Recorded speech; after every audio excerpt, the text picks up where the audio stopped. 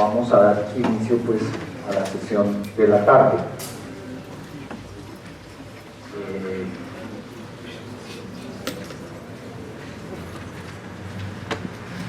Bien, para mí es agradable pues presentar al profesor Javier García Diego.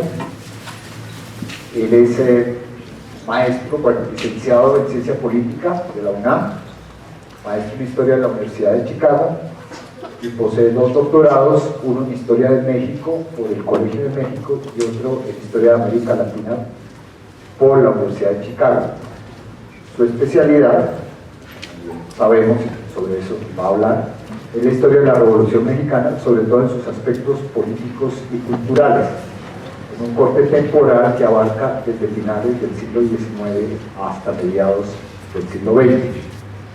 Ha sido docente de la UNAM, del Instituto Tecnológico Autónomo de México y sobre todo en el Colegio de México desde hace más de 20 años. Bien, ha sido también profesor visitante en diferentes universidades. Cuenta también en su hoja de vida, que es bastante extensa, ya estamos resumiendo, una serie de reconocimientos y distinciones, y pues es parte del Sistema Nacional de Investigadores de la Academia Mexicana de Historia desde 2008 y a partir de 2013 de la Academia Mexicana de la Lengua y de la Junta de Gobierno de la UNAM. Es autor de varios libros, bastantes numerosos capítulos de libros y artículos, y bueno, para no extenderme mucho voy a mencionar algunos de los últimos. Revolución Mexicana, críticas, documentos, planes y testimonios de 2003 con 4 reimpresiones.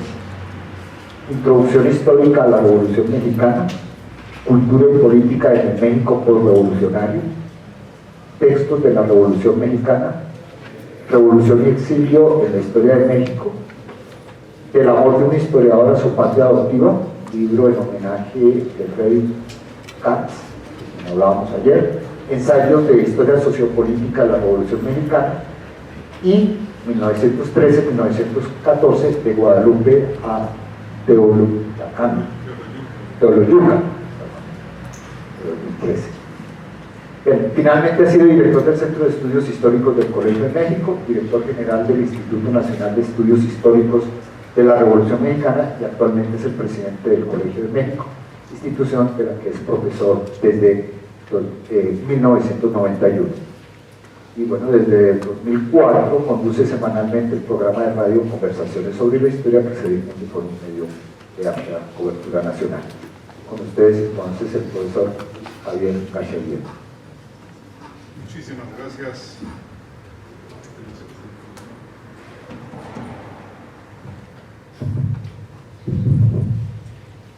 Muchísimas gracias por la presentación, por su presencia, siendo un viernes en la tarde, lluvioso, y agradecer a Heraclio Bonilla la invitación y sobre todo justificar el tema, a diferencia de los demás miembros del coloquio que han estudiado, bueno, han expuesto el impacto de la Revolución Mexicana en América Latina.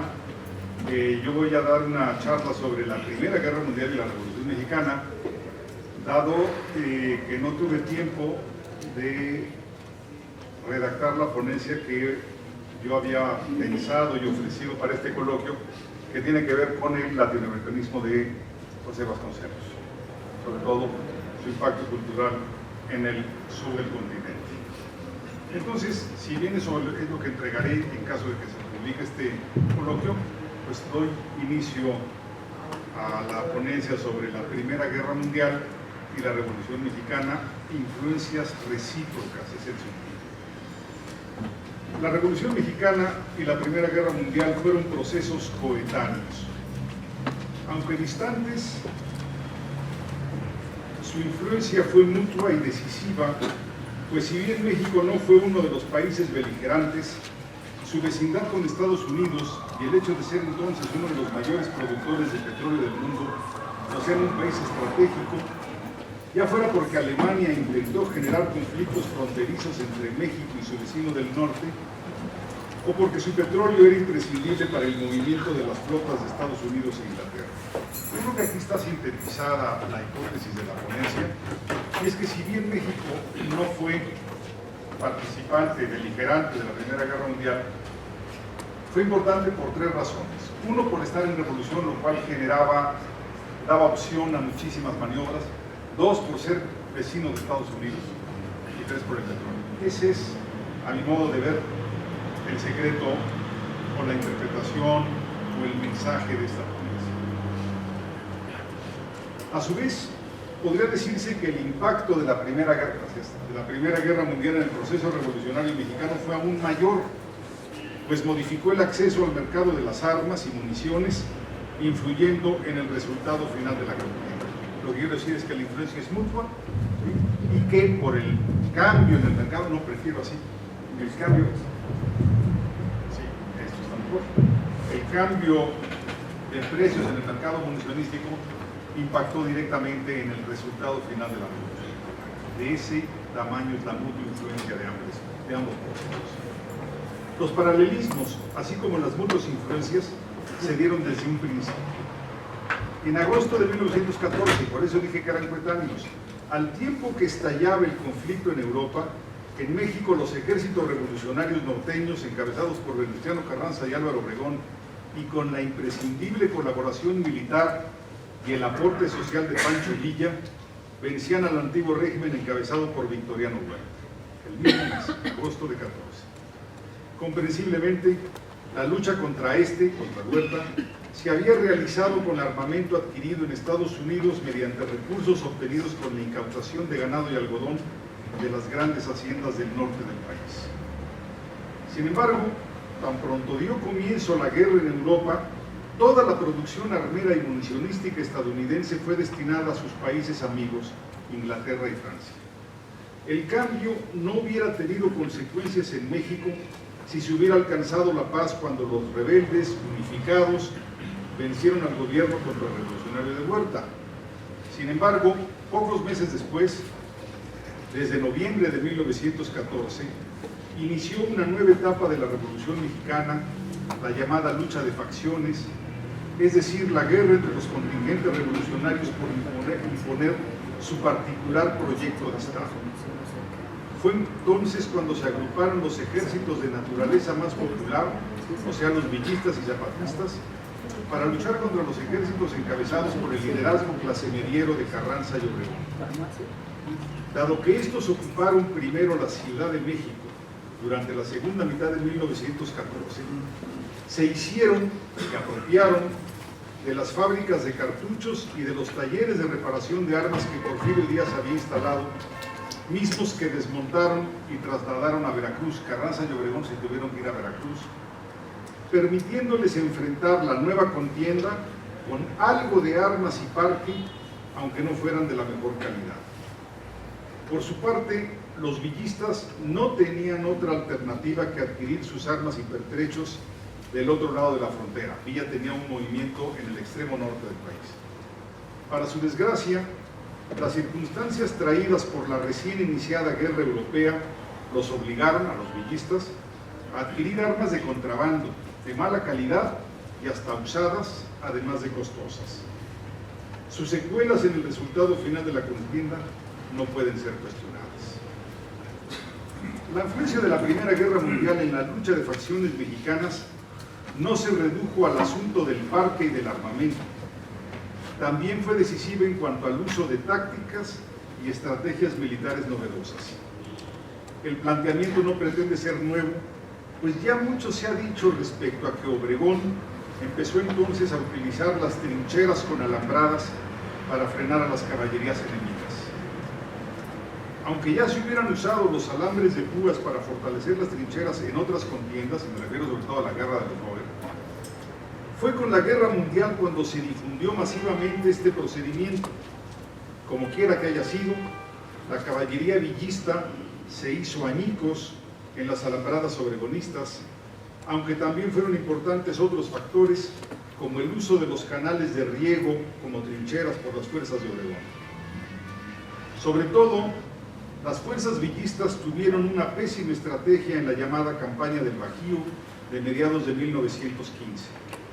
Lejos de sus bases de aprovisionamiento y en un terreno poco propicio para sus tradicionales cargas de caballería, me refiero, las cargas de caballería necesitan un terreno plano y duro para que los caballos puedan correr.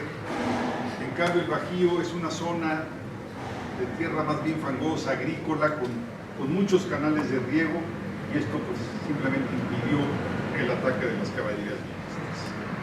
En cambio, el ejército que las enfrentaba, el carrancista, parecía especialmente preparado contra estas. Es indudable que en aquella campaña fue vencida la división del norte y triunfó el carrancismo. También es incuestionable que esta facción triunfó simultáneamente en otros escenarios y terrenos.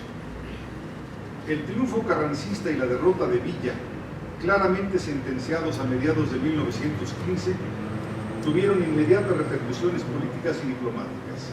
En octubre de ese año fue reconocido el gobierno de Carranza por Washington, por lo que el grupo villista enfrentaría más dificultades para adquirir armamento norteamericano. No se le podía vender armamento a un grupo rebelde frente a un gobierno ya reconocido.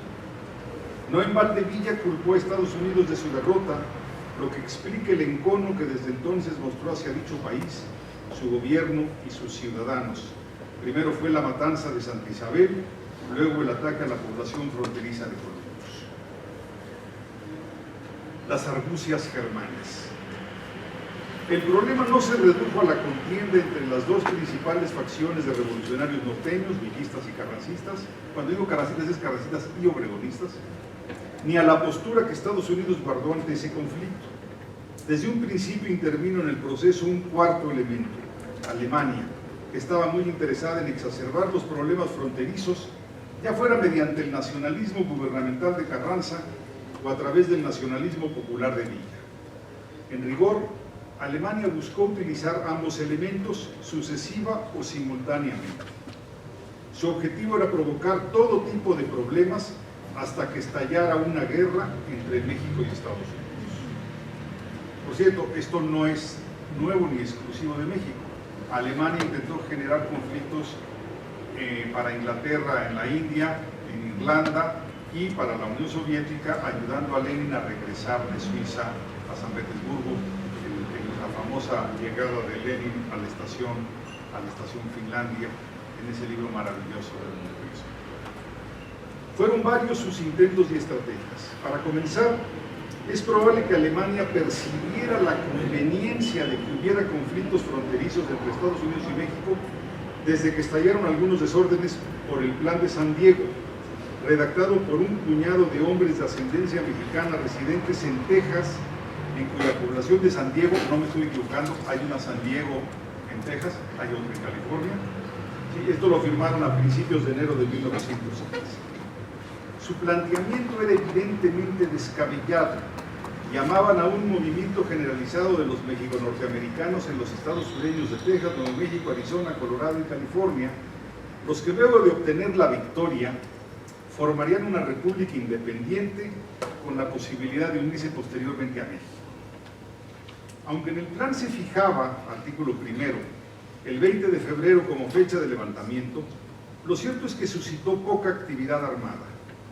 No era fácil convencer a los mexico-norteamericanos, algunos de los cuales habitaban en esa próspera parte de Estados Unidos desde hacía casi un siglo, de que arriesgaran sus vidas para integrarse a un país que, al margen del mito del origen étnico común, padecía un crónico atraso y una violencia recurrente, desgraciadamente hecha permanente desde 1910. Era tal la yanquifobia del Plan de San Diego, por ejemplo, proponía en su artículo 7 pasar por las armas a todos los varones angloamericanos mayores de 16 años, que puede suponerse que por un tiempo los militares profesionales de Estados Unidos atendieron más lo que pudiera pasar en el sur de Texas a lo que sucedía del otro lado del Océano Atlántico. Estamos hablando de principios de 1915, Estados Unidos todavía no era un país beligerante, así que todavía tenía una preocupación distante de la Gran Guerra.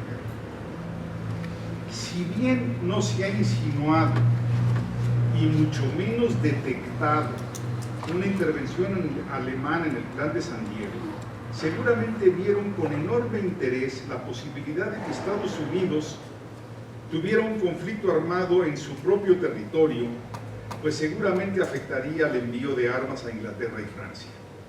También percibieron la conveniencia de que Estados Unidos tuviera un conflicto diplomático con México, pues varios elementos carrancistas fueron acusados de haber apoyado al Plan de San Diego. ¿Acaso la primera estratagema estrictamente alemana para provocar un conflicto entre México y Estados Unidos tuvo que ver con el derrocado contra el revolucionario Victoriano Huerta? Remontémonos a julio de 1914, cuando este, vencido en todos los aspectos, militar, político e ideológico, abandonó precipitadamente el país días antes de que los revolucionarios ocuparan la capital. Refugiado en Barcelona, en la neutral España, en marzo de 1915 se embarcó de regreso a América, presumiblemente con recursos alemanes.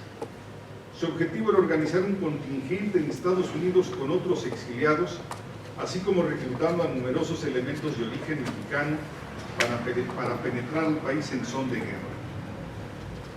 Convencido de que había sido derrotado gracias a la intervención norteamericana, que por un lado le obstaculizó la adquisición de armas y por el otro se lo hacía accesible a los revolucionarios carrancistas y villistas, en caso de triunfar, Huerta instalaría en México un gobierno claramente anti-norteamericano. Sin embargo, Huerta fue aprehendido antes de entrar a México, siendo internado en la prisión de Fort Bliss, acusado de violar las leyes de neutralidad, prisión en la que falleció a los pocos meses por una grave enfermedad hepática, aunque algunos mexicanos suspicaces supusieron que fue por causa de un envenenamiento. No hay duda al respecto, Huerta murió de cirrosis. Era alcohólico. Él, entre otras cosas, decía que los únicos dos extranjeros bienvenidos en México para él eran Hennessy y Johnny Walker. Aprendido y muerto Huerta, Alemania tuvo que diseñar otra estrategia. Un plan más modesto pero de atractivas posibilidades fue el intento de entorpecer el suministro del hidrocarburo mexicano a Estados Unidos e Inglaterra. El objetivo era hacer sabotajes directos tanto a los pozos como a los oleoductos y depósitos del petróleo. Sin embargo, todos estos tenían doble protección: la gubernamental, pues la administración de Carranza deseaba mejorar sus ingresos mediante el aumento de impuestos a la exportación del petróleo y de ninguna manera hubiera permitido la destrucción de esa riqueza nacional. La otra, la segunda defensa, fue la defensa propia, privada, de las compañías petroleras, las que prefirieron pagar el costo de una guardia blanca a padecer males graves e irreparables.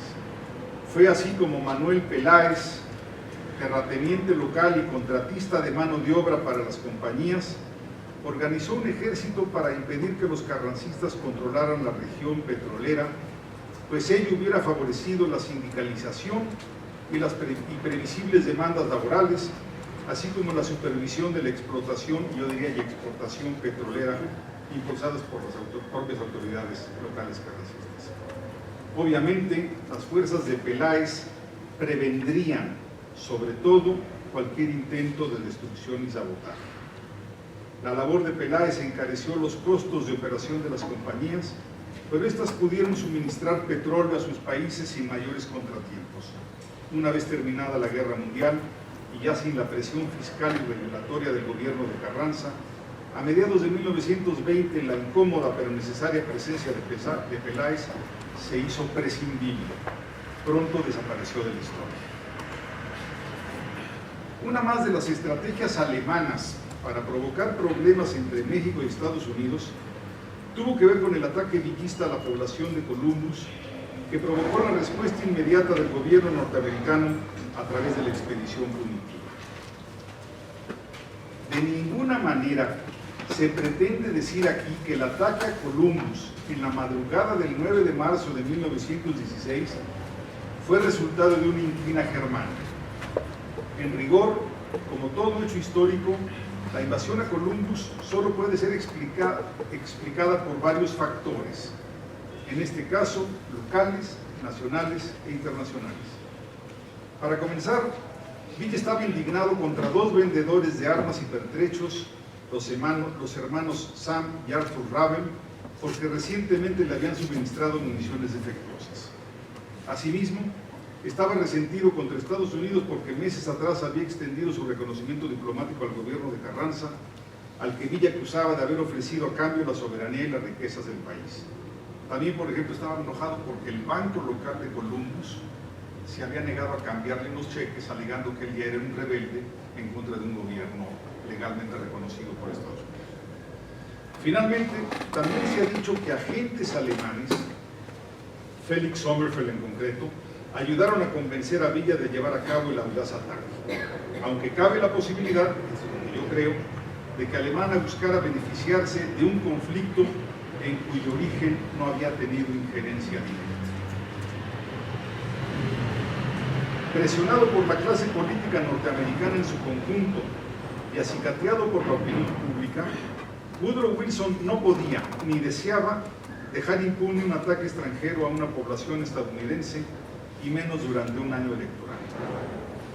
Apelando a un viejo convenio establecido a principios del Porfiriato, mismo que permitía a los respectivos gobiernos perseguir por cierto tiempo y hasta determinada distancia de la frontera a los malhechores que cometieran tropelías en su territorio y luego se internaran en el del vecino, a mediados de marzo Estados Unidos envió a México una columna de casi 6,000 hombres encabezada por el general John Pershing para que realizara acciones, y así dice el documento o la orden, punitivas en contra de Villa. Por eso se le llama la expedición punitiva.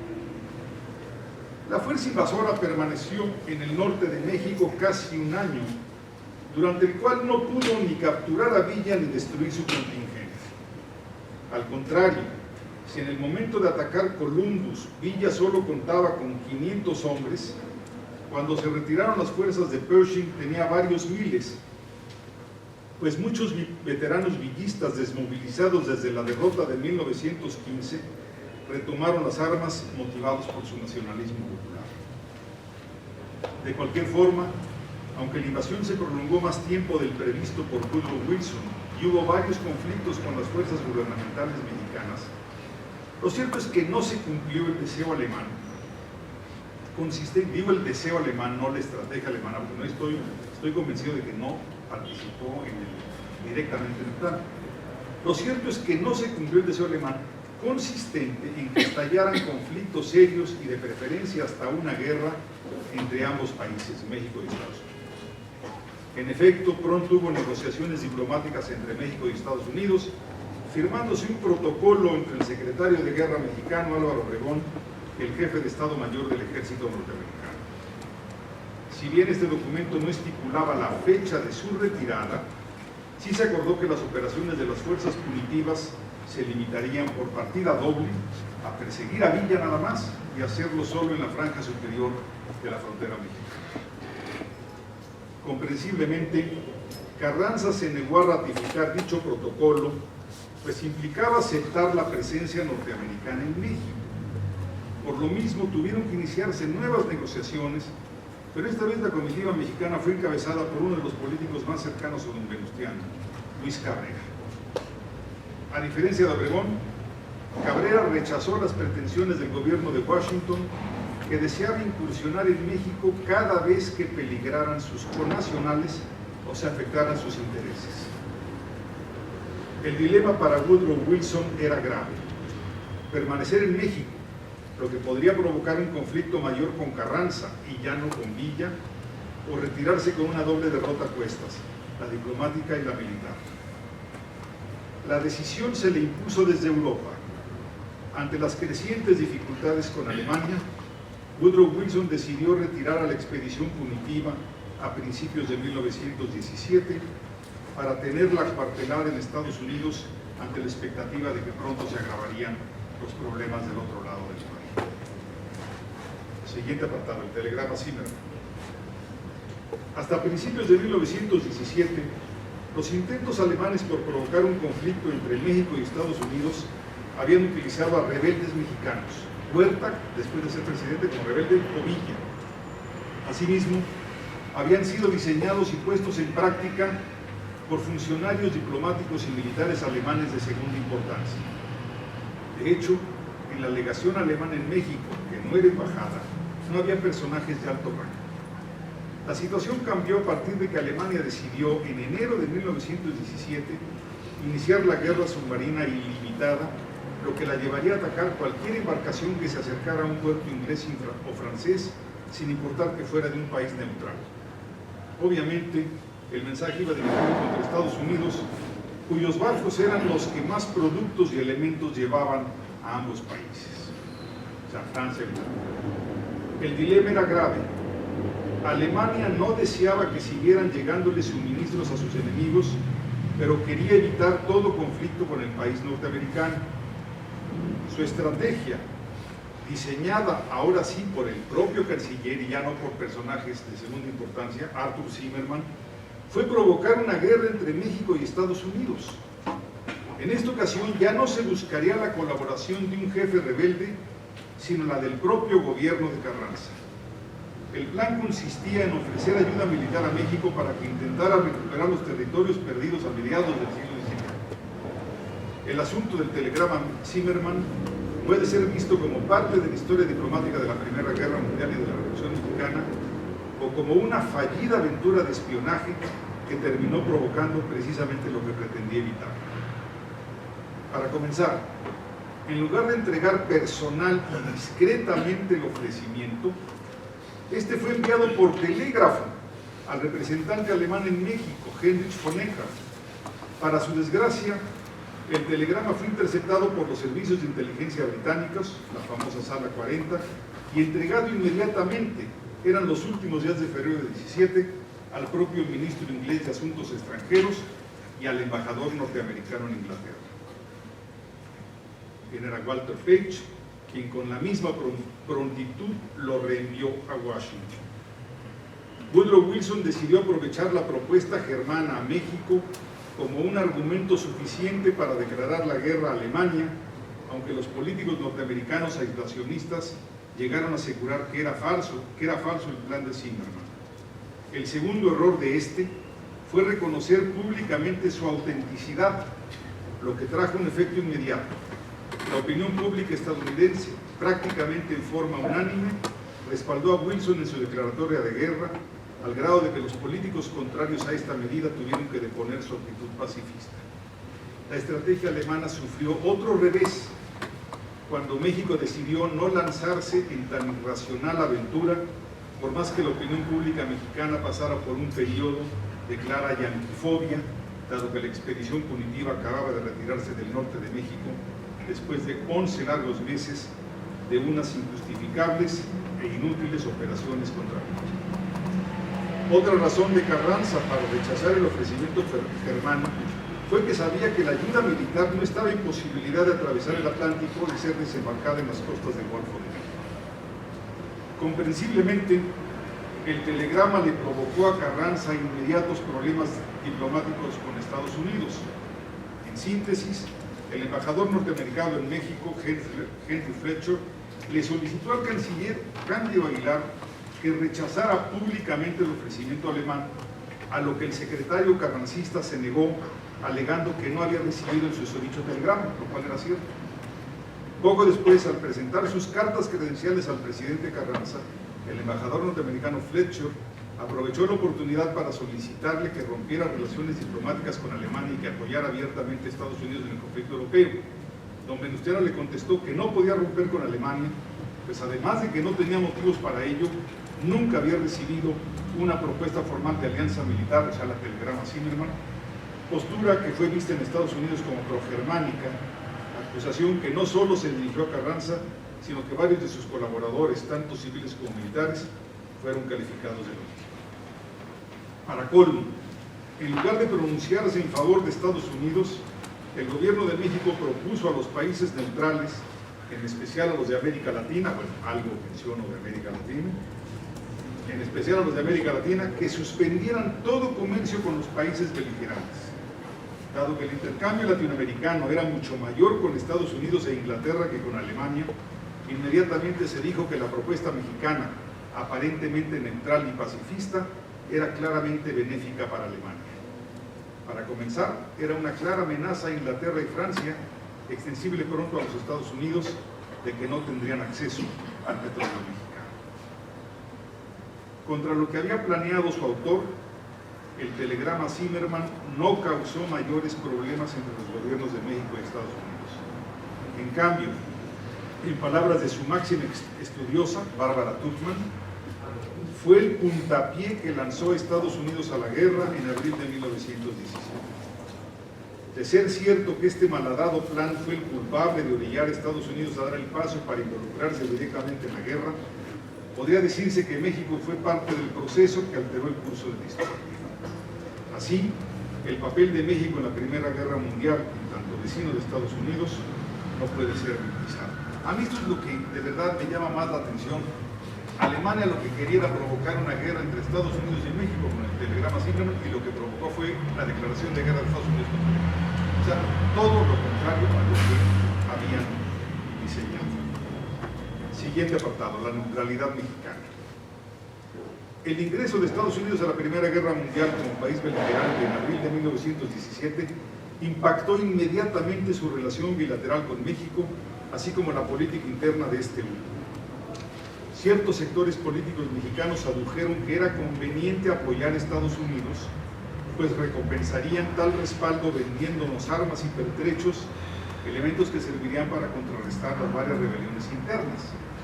Sobre todo, dicho alineamiento redundaría en el crecimiento económico mexicano. Pues algunos políticos dijeron, vamos a apoyar a Estados Unidos para recibir recursos.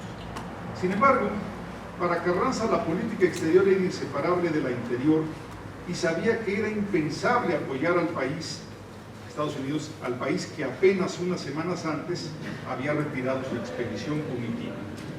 En efecto, Venustiano sabía que la oposición de buena parte de su gobierno y de su propio ejército hubieran sido absolutas.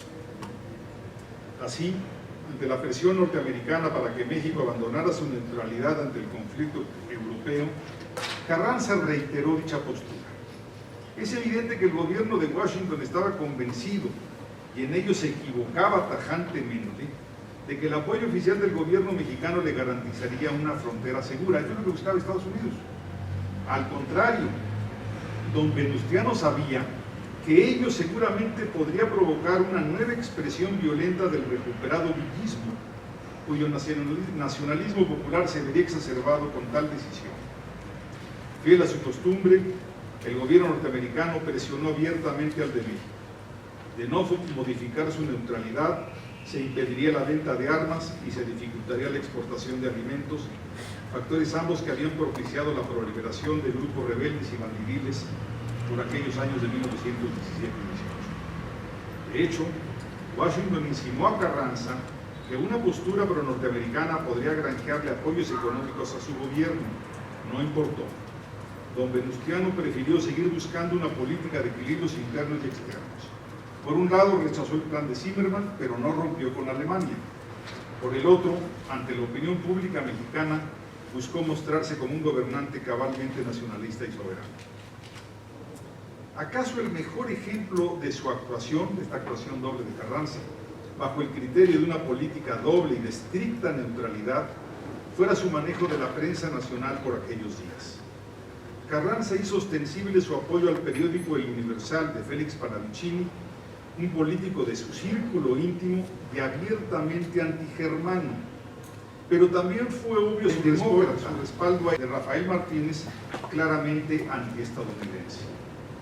Los embajadores de ambos países apoyaron al periódico amigo y se quejaron de la prensa enemiga, pero sabían que su reclamo no podía crecer, pues el gobierno de don Venustiano abiertamente alentaba la doble postura. Obviamente, estos esmerados balances dejaron de ser útiles a partir de finales de 18, cuando Alemania fue vencida. La posición del sector intelectual, después de ver lo de la prensa, es mucho más difícil de precisar que la actitud de los periódicos. Explicable por su juvenil yanquifobia, los estudiantes universitarios respaldaron a mediados de 1917 la estricta neutralidad carrancista. Previsiblemente, su conducta les valió el mote de germanófilos que les lanzó Palavicini. Meses después, un nuevo liderazgo estudiantil se negó a discutir siquiera el tema, lo que les valió ahora ser considerados como aliadófilos. De ninguna manera puede hablarse de posiciones generales, pues la masa estudiantil estaba muy escindida y la polémica entre aliadófilos y germanófilos fue enconada. En el sector magisterial, la situación fue más clara, pues los profesores no identificaban la aliadofilia con Estados Unidos, sino con Francia. O sea, para los políticos y los militares, la aliadofilia era con Estados Unidos. A los intelectuales, lo que los acercaba a los países aliados, a lo que llamamos países aliados, era Francia. País con el que culturalmente se identificaban, desde el positivismo de Comte hasta las nuevas corrientes espiritualistas de Henri Bergson. Sus preferencias eran claras. Tal vez Antonio Caso, el filósofo mexicano, fuera el mejor ejemplo, pero no el único. Alejandro Quijano, director de la Escuela de Jurisprudencia, era un abierto admirador de Francia y de Woodrow Wilson. En síntesis, los profesores universitarios no coincidieron con la política neutralista de Carranza. Más aún, la Universidad Nacional, aún no autónoma, fue acusada de suspender los cursos de alemán.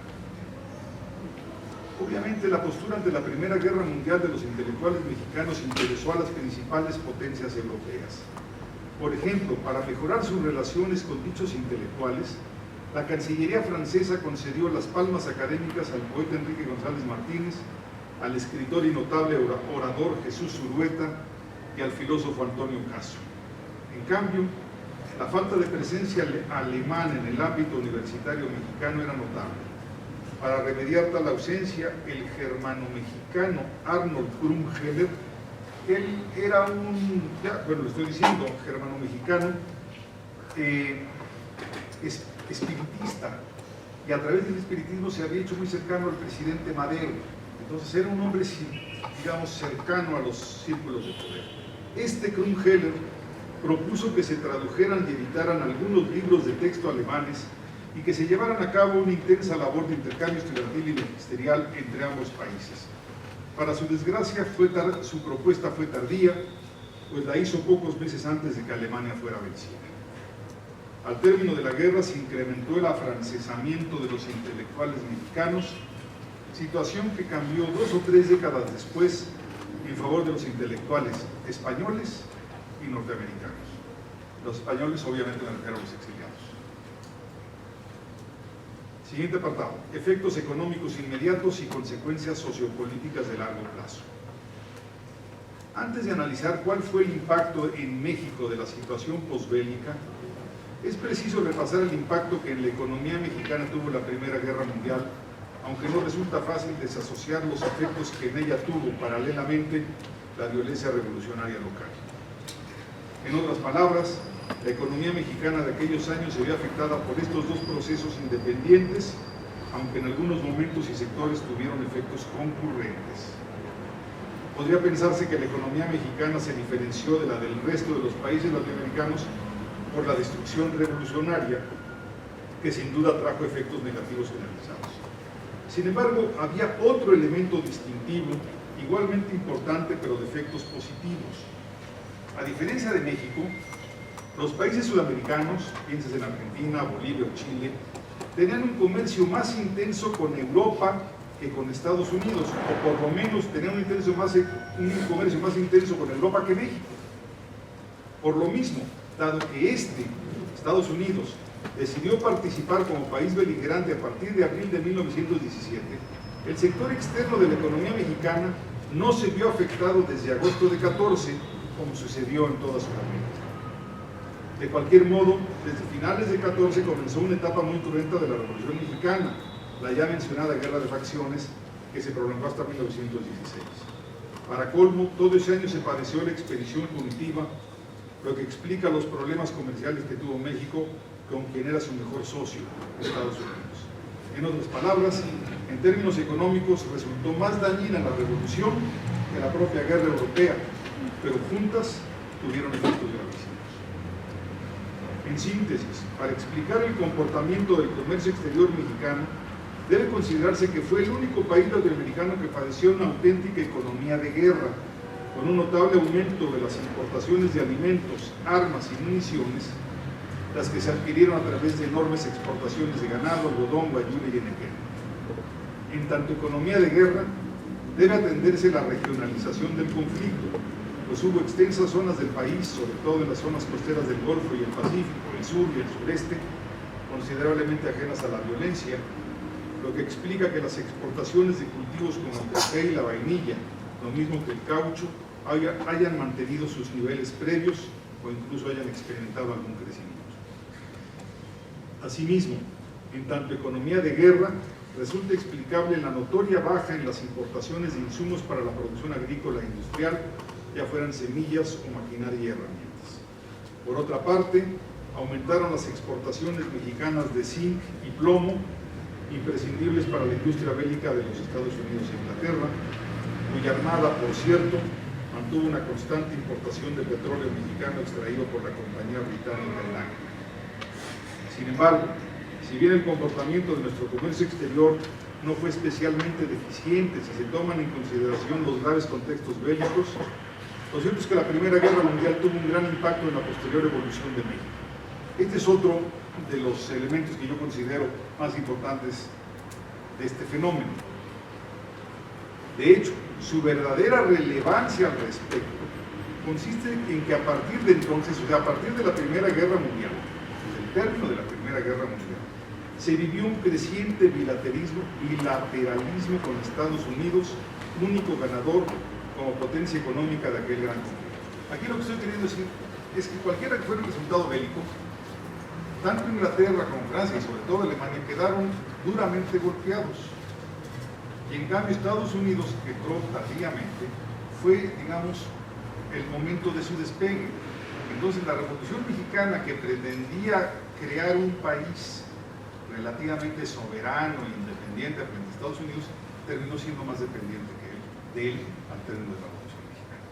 En 1920 éramos más dependientes de Estados Unidos que en 1910, y en buena medida se debe a la Primera Guerra Mundial por la debilidad de los países europeos. Esto es la litis del tema histórico que estamos viviendo. Además de todos estos impactos políticos, militares y económicos, la Primera Guerra Mundial también tuvo en México secuelas sociales y por ende demográficas. Me refiero obviamente a la llamada influencia española, surgida en los campamentos militares en las postrimerías de la guerra y responsable, según los estudiosos, de la muerte de entre 300,000 y medio millón de mexicanos. Aunque la cifra puede parecer exagerada, no puede negarse que la movilidad de los ejércitos, la incapacidad hospitalaria y las hambrunas fueron responsables del desarrollo de varias epidemias de tifo y viruela durante el decenio revolucionario. Sin embargo, sin duda la más dañina de todas estas epidemias fue la que impactó al término de la guerra europea.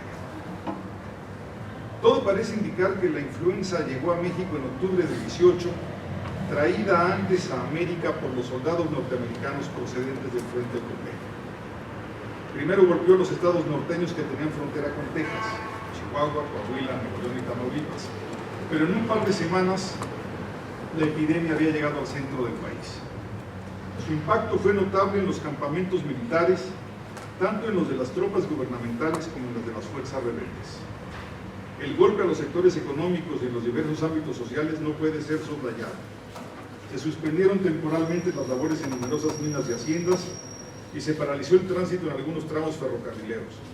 Por otro lado, por una semana se cerraron templos religiosos, teatros y cines. No cabe duda, fue una epidemia de gran letalidad que rebasó por mucho los servicios médicos, farmacéuticos y funerarios del país. Formulemos una obvia pregunta sobre sus secuelas de largo plazo. ¿Cuál sería, esa es mi pregunta, la densidad demográfica de México si no hubiera habido influencia española? Las secuelas mayores. Si bien en el ámbito diplomático el declive europeo fue para México el gran resultado de la Primera Guerra Mundial, pues se agudizó la bilateralidad de sus relaciones internacionales, me pregunto cuál fue su mayor impacto en el ámbito interno. Es evidente, si bien Carranza nunca firmó acuerdo alguno con Alemania, su conducta fue percibida en Estados Unidos como claramente germanófila y en Inglaterra y Francia como abiertamente favorable a Alemania. Dado que ninguno de estos dos países europeos tenía grandes intereses en México, decidieron no reconocer diplomáticamente el gobierno de Carranza. En cambio, eran tantos los intereses norteamericanos y tantas sus hondas desavenencias con Villa, que Estados Unidos se vio obligado a reconocer a Carranza. Con todo, hubo políticos norteamericanos que al término de la guerra en Europa presionaron fuertemente para que Estados Unidos ejerciera algunas represalias contra México. Sin duda alguna, quien hizo los mayores reclamos fue el senador republicano por Nuevo México, Albert Fall, pues entre 1919 y 20 impulsó unos muy mediáticos hearings, entrevistas, interrogatorios en el Senado, entrevistando a más de 100 norteamericanos con intereses en México para que relataran con detalle los outrages, los ataques sufridos por ellos a causa de la Revolución Mexicana. Su objetivo era dejar a Woodrow Wilson sin otra alternativa que romper relaciones diplomáticas con Carranza, lo que inmediatamente beneficiaría a los varios grupos rebeldes anticarrancistas. Dado que Woodrow Wilson dio prioridad al arreglo de la Europa posbélica con las negociaciones de Versalles, que finalizaron en junio de 1919, el tema México tuvo que ser pospuesto hasta la segunda mitad de ese año. De cualquier modo, en París se tomó una importante decisión con el concurso de Estados Unidos, Inglaterra y Francia.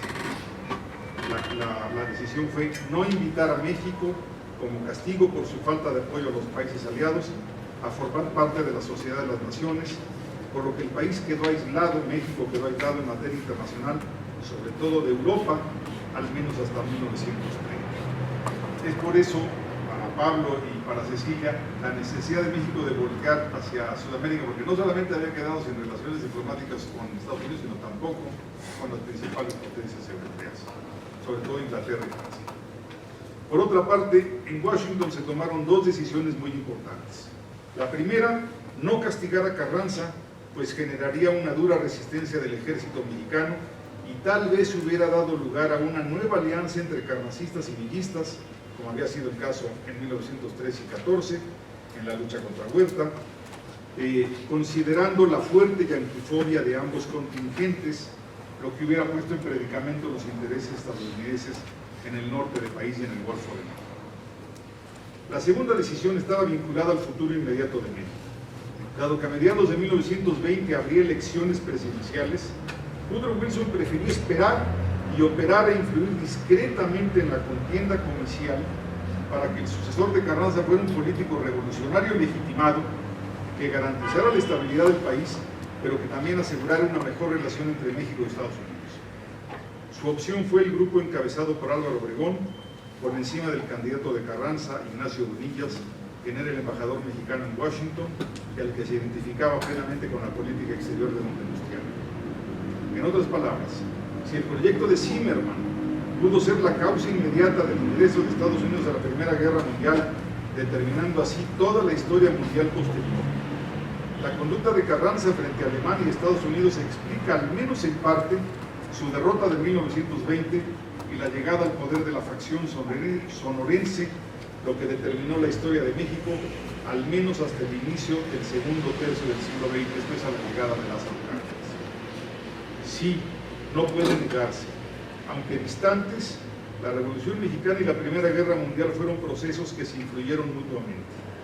De no haber habido Primera Guerra Mundial, ¿acaso Villa no hubiera sido vencido en 1915? De no haber habido el telegrama Zimmerman, tal vez Estados Unidos no hubiera participado en la contienda.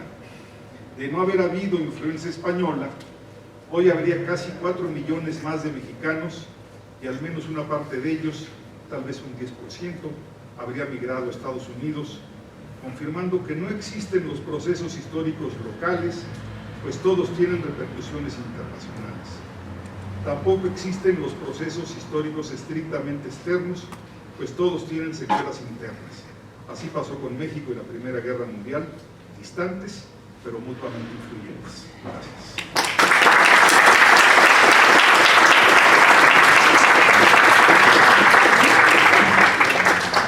Bueno, agradecemos la presentación del profesor García Diego. Ha hecho un recorrido por muchos de los aspectos cercanos entre la Revolución Mexicana y la Primera Guerra Mundial, lanzando una serie de hipótesis que me imagino van a provocar algunos comentarios y preguntas. Mientras abrimos esa ronda, de preguntas. Les recuerdo que mañana el seminario El impacto de la Revolución Mexicana en Hispanoamérica va a sesionar en la Universidad Javeriana, en el bloque 45 de Ciencias Humanas, en el auditorio Jaime Hoyos, en los mismos horarios, o sea, a las 9 de la mañana. Bien, entonces, preguntas, comentarios.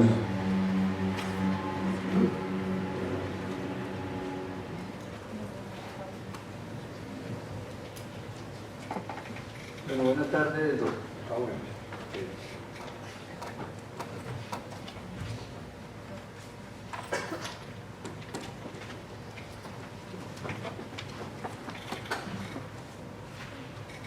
Un saludo especial al conferencista, al moderador y a todos los asistentes a este histórico acontecimiento.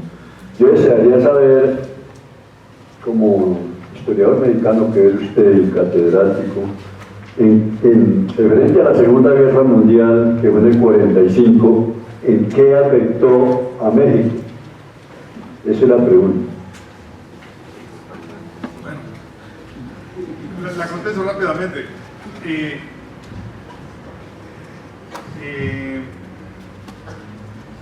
Lo afectó brutalmente, pero yo no puedo hablar, como ya lo hice en esta ponencia, de respuestas estrictamente locales. Hay respuestas locales e internacionales. Cuando estalla la Segunda Guerra Mundial, en 1939, digamos, la declaración de guerra por el caso Polonia, aunque en 1940 ya la guerra en el frente occidental, estaba concluyendo el gobierno de Lázaro Cárdenas. Había hecho la expropiación petrolera meses antes. No contaba con una posible sucesión dentro del grupo de izquierda, no había el candidato idóneo, eso sería otra discusión. No había un candidato idóneo dentro del grupo izquierdista al interior del cardenismo. Además, Cárdenas se dio cuenta que Estados Unidos no iba a tolerar una posición como la de la Primera Guerra Mundial. No iba a permitir tener un laboratorio de política social radical al sur de la frontera. No iba a tolerar un gobierno que coqueteara con Alemania como había sucedido en 1914. Así que por diferentes razones, México, Cárdenas personalmente, se declararon en favor de los aliados. Ahora, ¿cuál fue el resultado para México? Que es su pregunta. Brutal. A partir de ese momento terminó la opción progresista de la Revolución Mexicana y al término de la Segunda Guerra Mundial México es parte del bloque occidental. Se inicia la Guerra Fría, la Unión Soviética queda muy lejos y México a partir de entonces modera su política y se hace un aliado de Estados Unidos. No es con el TLC, como suponen algunos, el Tratado de Libre Comercio, que comienza la alianza México-Estados Unidos. Comenzó durante la Segunda Guerra Mundial. Y esto pues, modifica todo el discurso, la política pública y las relaciones internacionales de México. Ahora bien, como era un país de origen revolucionario, tenía cierto margen de maniobra. Entonces le daba una autonomía relativa, por ejemplo, para el caso de Chile y sobre todo para el caso de Cuba. México era un intermediario, un amigo, pero claramente México quedó como parte del bando occidental o democrático con la Segunda Guerra Mundial. No había opción. La geografía es más fuerte que la política. Bueno, desde que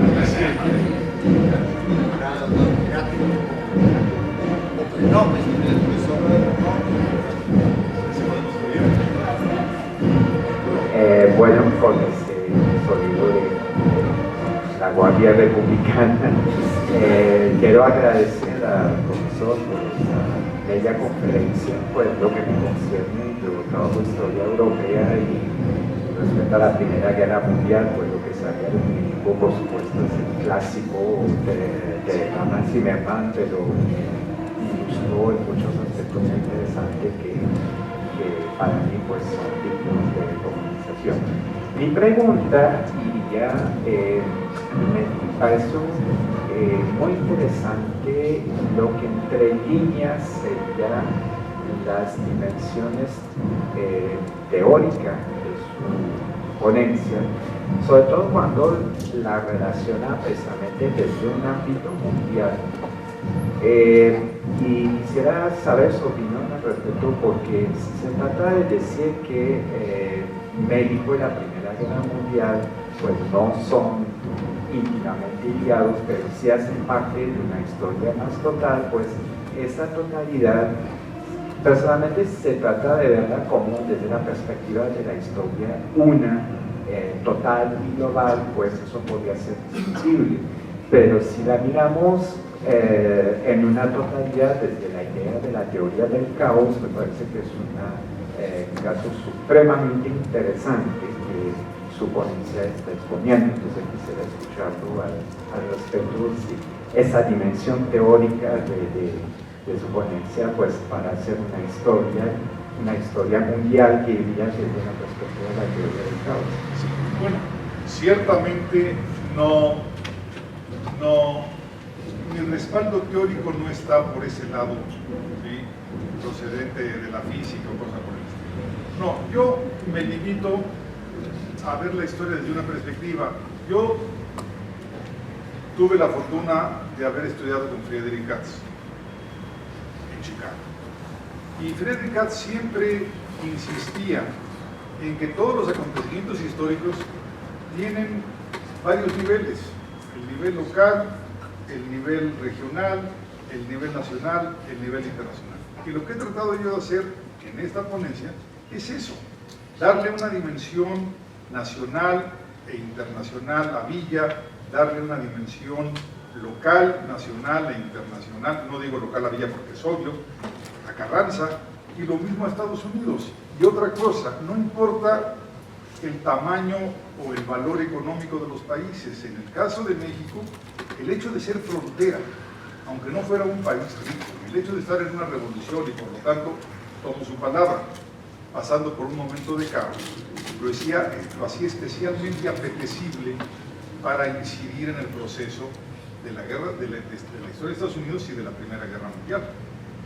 De no haber sido frontera con Estados Unidos, ¿sí?, México hubiera tenido una importancia secundaria en la Primera Guerra Mundial, o tal vez no hubiera tenido ninguna importancia, pero no podemos cambiar la geografía y el hubiera, como usted sabe, no se conjuga en historia. Así que esa es más o menos mi perspectiva de, si quiere usted llamarlo teórica, que está detrás de esta ponencia. Sí, bueno, muchas gracias por esa elegante presentación, la disfruté mucho. Y quisiera invitarlo a extender un poquito más las coordenadas geográficas y políticas. Me estaba preguntando, ¿y Rusia, 1917? ¿Qué pasó? Su impacto en este proceso turbulento de los años inmediatamente posteriores a la Revolución Mexicana. No sé si... Sí, bueno. A ver, Heraclio, la historia de Rusia me queda muy lejos. Tiene que ver algo interesante con la pregunta sobre la Segunda Guerra Mundial que se hizo por aquí. Durante unos años de la historia mundial, es increíble, pero digamos durante el cardenismo, México era el segundo país socialista del mundo. O sea, no se hablaba, no existía todavía una China comunista, todavía la Europa del Este tardaría años en declararse comunista o socialista. El único país que existía era la Unión Soviética y México, que se decía país socialista. Esto es increíble, parte que no contesté de lo de la Segunda Guerra Mundial. Yo creo que podríamos hacer un paralelismo en el caso de la Revolución Mexicana y de la Unión Soviética, aunque con una cierta diferencia. México no fue un país beligerante, estaba muy lejos y aún así fue afectado. Fue afectado porque si no hubiera habido cambio en el mercado de armas, a lo mejor Villa no hubiera sido derrotado tan fácilmente en 1915 y el resultado de la Revolución Mexicana hubiera sido otro. Rusia, en cambio, era un país beligerante, no estaba tan lejos relativamente del escenario europeo, pero lo que sí queda claro es que también lo afectó brutalmente. Lo que genera en buena medida la revolución bolchevique, ¿sí?, es la crisis que le impactó, la crisis que le trajo a Rusia su derrota militar en la Segunda Guerra Mundial. Ahí es donde yo veo la derrota de la familia universalizar. Y bueno, no es nada más una perspectiva mía, es una perspectiva universal. Todos están convencidos de que el Estado zarista se debilitó enormemente con esa participación. Entonces también lo afectó. Después, era lo que estoy proponiendo aquí, los conflictos internacionales tienen repercusiones internas. El gobierno zarista y el ejército zarista quedaron hechos en su participación en el frente europeo, que es lo que aprovechan luego los suyos para hacer la revolución.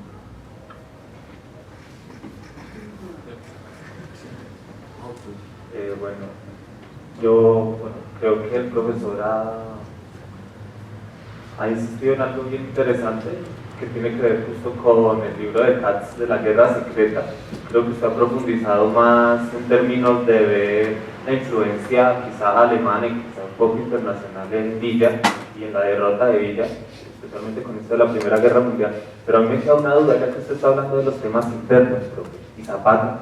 O sea, en todo lo que concierne a Zapata, desde la misma creación de este movimiento hasta la misma derrota de Zapata. Y me llama la atención porque no lo menciona, o sea, creo que pasa de blanco en su estudio.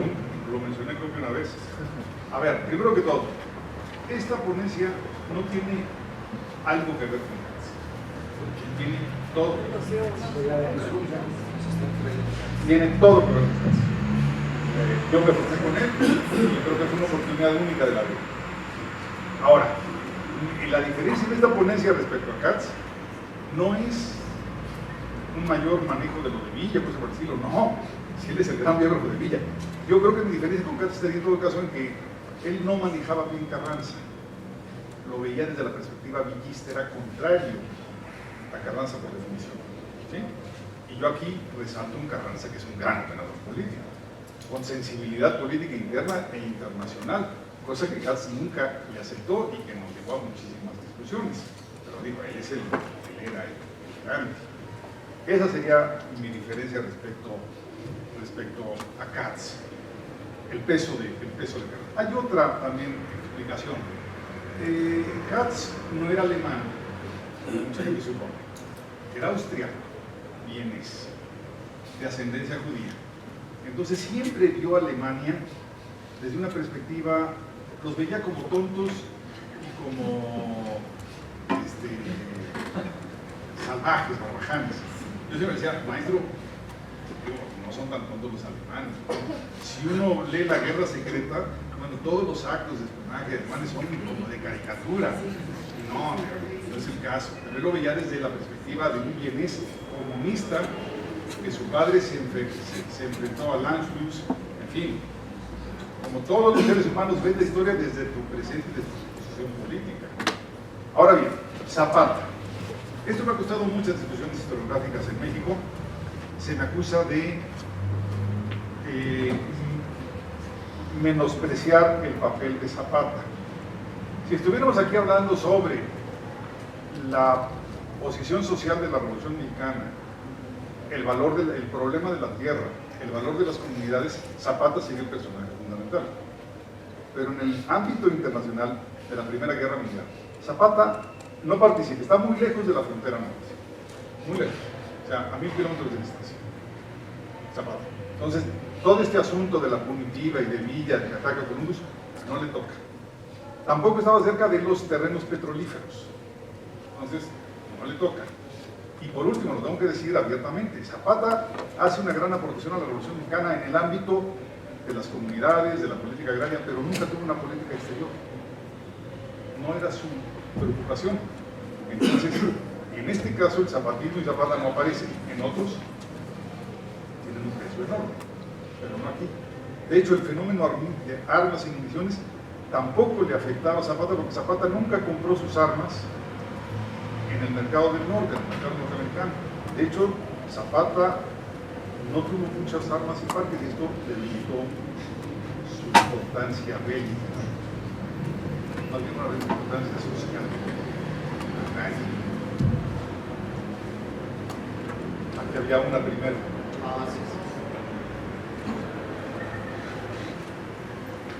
Muchas gracias. Yo mediante uno Primera Guerra Mundial, como ha explicado bien, genera una coyuntura comercial especial para México.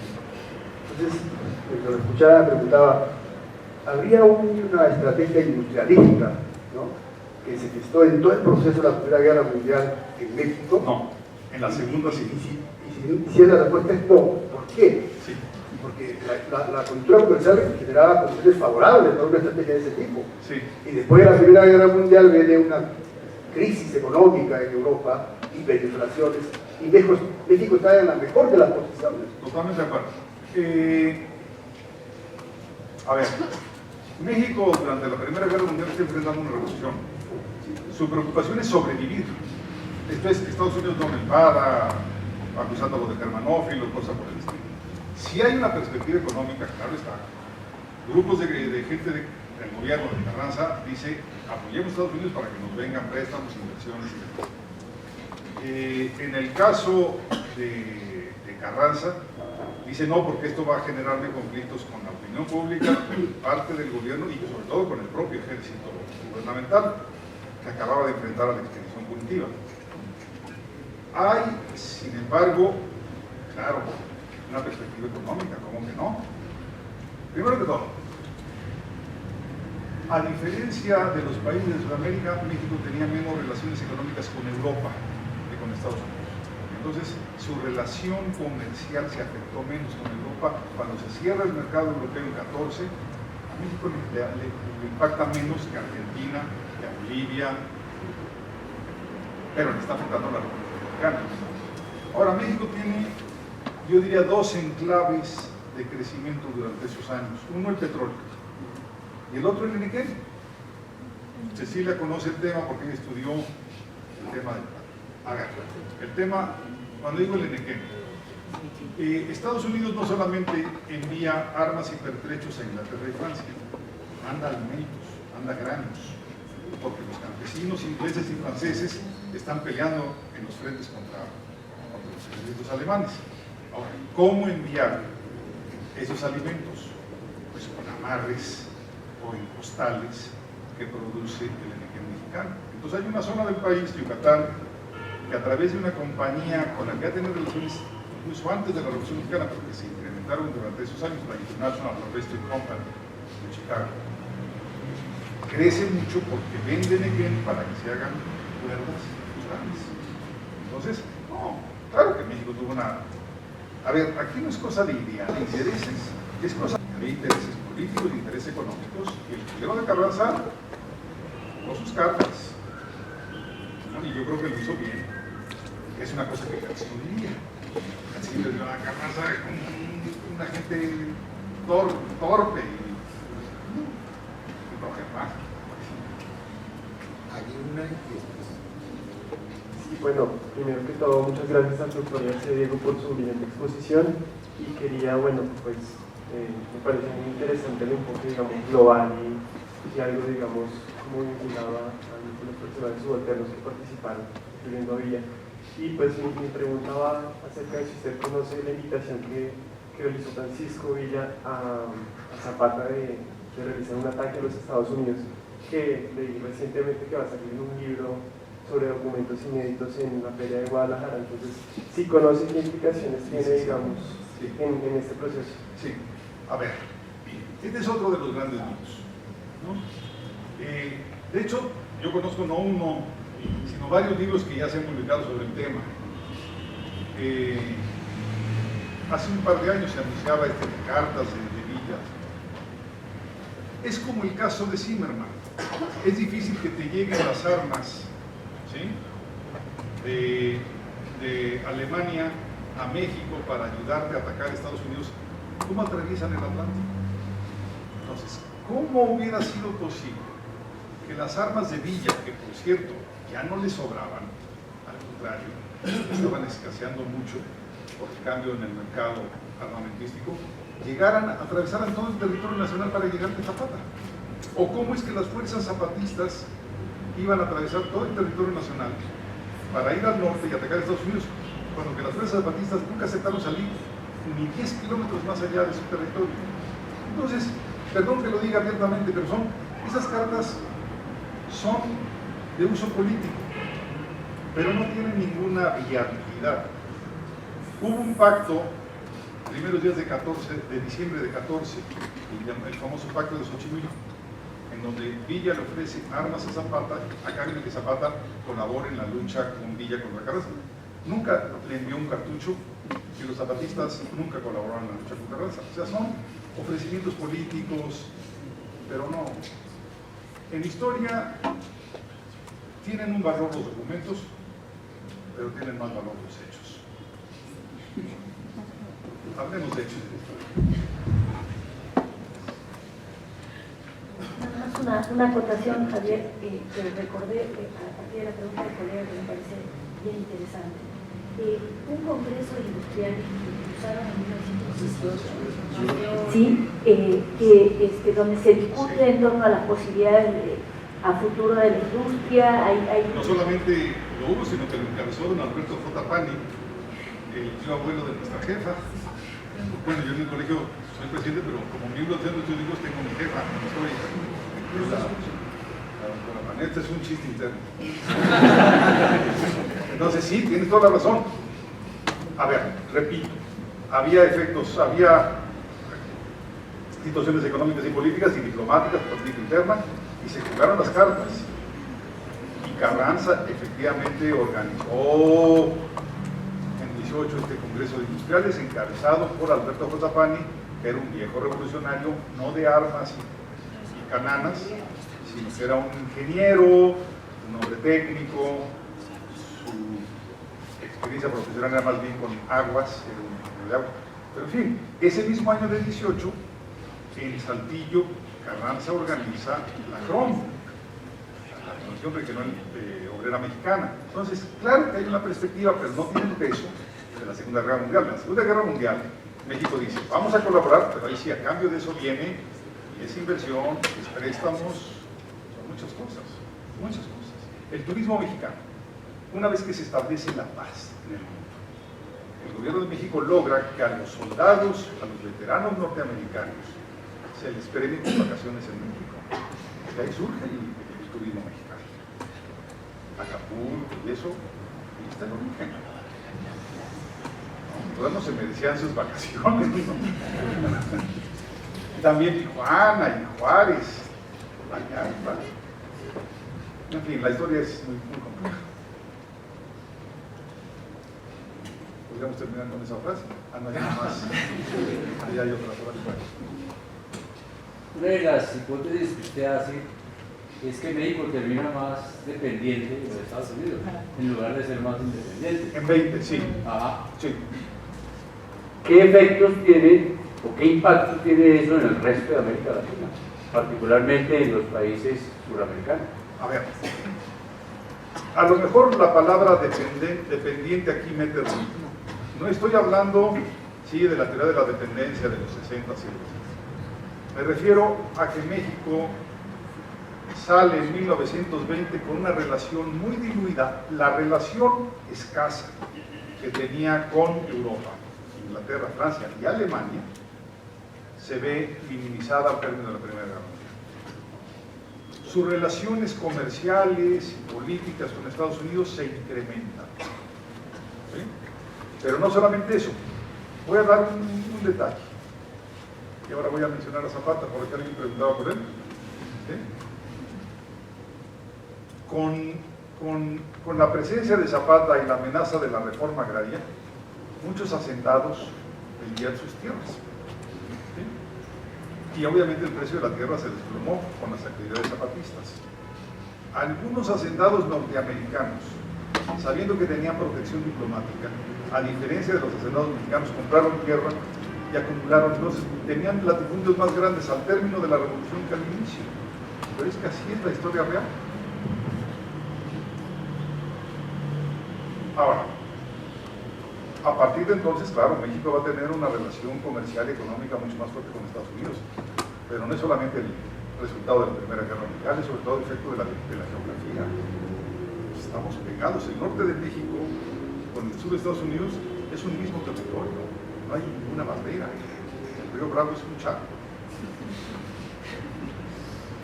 más directo. Hoy el tramo el punto fronterizo más activo del mundo es la frontera México-Estados Unidos en términos comerciales. Por mucho, es increíble lo que se comercia todos los días en esa frontera.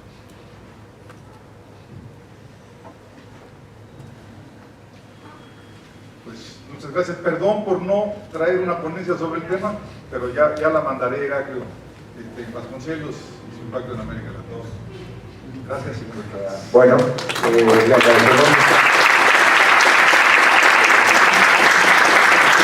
agradecemos mucho la presentación del doctor García Diego.